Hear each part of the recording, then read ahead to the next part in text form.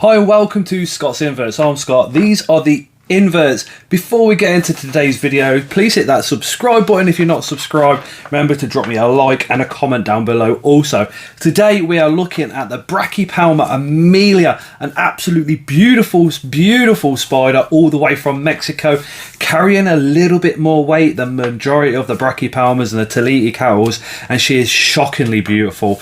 Let me just show you exactly how beautiful this girl is.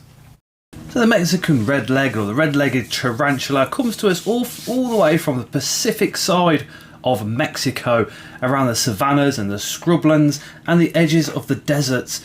Now this species receives temperatures as low as 21 degrees all the way up into the high 30s, and it gets round about 60 to 80% humidity in the wild.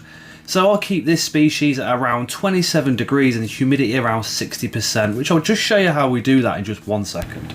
Now up on screen is my absolutely stunningly beautiful adult female. Now the adult females can get to around 5 to 5.5 inches, with the males being a tiny little bit smaller, but they're a lot leggier. Now when the males actually mature, the oranges and the blacks really pop significantly more than the females.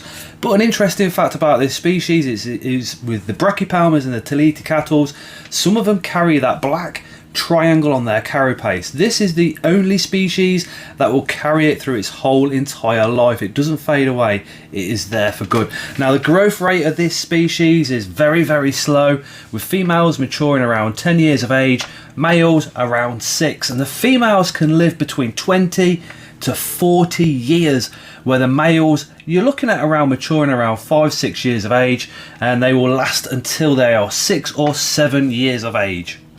Now this species is also an opportunistic burrower, but when they do get a little bit bigger, so when they get to around 3 inches, they will be out and about a hell of a lot more. That's what makes this such a beautiful display species.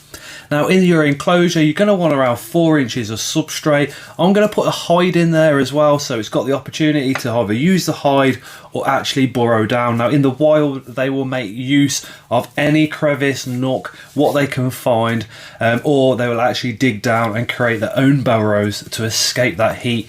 Now this is the enclosure. It's an Exoterra 20 by 20, and the substrate is a mix of Irish peat moss with literally 2 handfuls of very dry topsoil gone in there as well.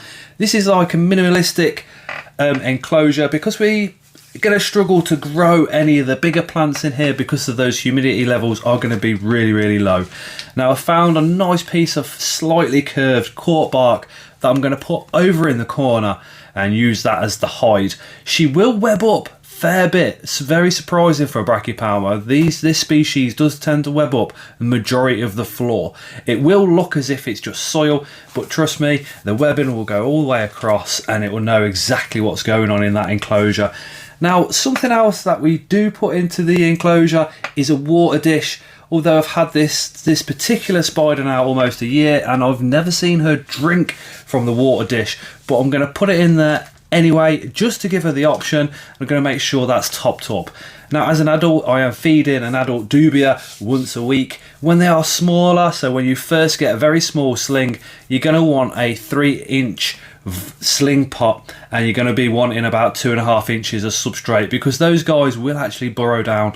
Now as you noticed around the back of that water dish, I'm putting a little bit of moss. Now what this moss does is it'll absorb the water and release it nice and slowly. So every time I top up that water dish, I'm going to give that moss a good drenching as well, and it's the only part of the actual enclosure that I'm going to spray down. And what that does is it helps to keep that humidity around 50%, 60%.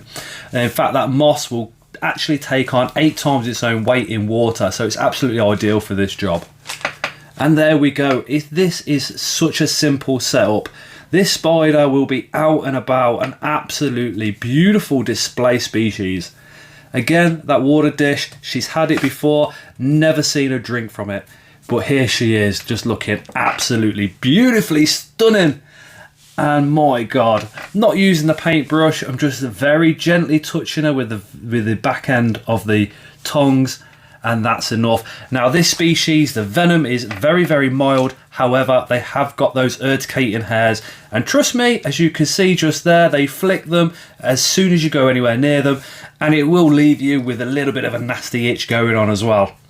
But what an absolute stunningly beautiful spider. The depth of the substrate that we've used there is around 4 inches. I think most of the time she's going to be in that hide, and that will be her done. Boom! So that was the Brachypelma Emilia. Absolutely stunningly beautiful spider. Red-legged tarantula, Mexican red-legged, got a couple of common names for her going on there, but she is absolutely gorgeous, as you guys have just seen. Anyway, if you are new to this channel, remember to hit that subscribe button, and if you like this video, please drop us a thumbs up, and if you super like what's going on, or if you've got any questions about today's video or the channel or myself, let me know down in the comments. Anyway guys, thank you so much for watching, and as always, we shall see you again on the next one.